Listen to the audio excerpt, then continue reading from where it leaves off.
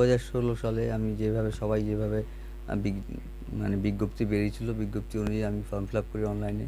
সে exam পরীক্ষায় বসেছিলাম এবং পরপর ধাপে ধাপে আমরা গেছি। টাইপিং টেস্ট হয়েছে, ইন্টারভিউ হয়েছে, পুলিশ ভেরিফিকেশন হয়েছে, তারপরে স্কুল চুজ হয়েছে। সমস্ত কিছু পাওয়ার পরে তারপরে আমার বিভিন্ন হাই স্কুলে আমি জয়েন করি।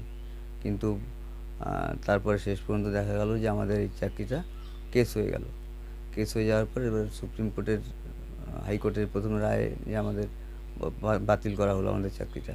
বাতিল করার পরে তারপরে আবার সুপ্রিম কোর্টে আবার আমাদের উকিল যে উনি লড়লেন এবং আজকে সেই রায় বেরোলো, পুরো প্যানেলটাই ক্যান্সেল করে দেওয়া হয়েছে। আমি একজন ব্লাড ক্যান্সার পেশেন্ট। আমি 2002 সালে ভারতবর্ষের হয়ে হাই জাম্পে সোনার মেডেল পেয়েছিলাম এবং তেরঙ্গা ঝান্ডা তুলেছিলাম বিদেশের মাটিতে। দেশের জন্য লড়াই করে আমি সোনার মেডেল এনেছি। তার পরিণামে আজকে আমাকে চোরের দায়ে চাকরিটা ছেড়ে দিতে হলো। তাই মহামান্য, এবং শুধু তাই না, আমাদের যে আরেকজন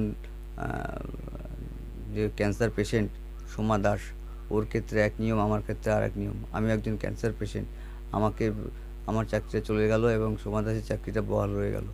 তাই মহামান্য সুপ্রিম কোর্টের কাছে আমার একটাই আবেদন যে আমার চাকরিটা যেন পুনরায় ফিরিয়ে দেওয়া হয়।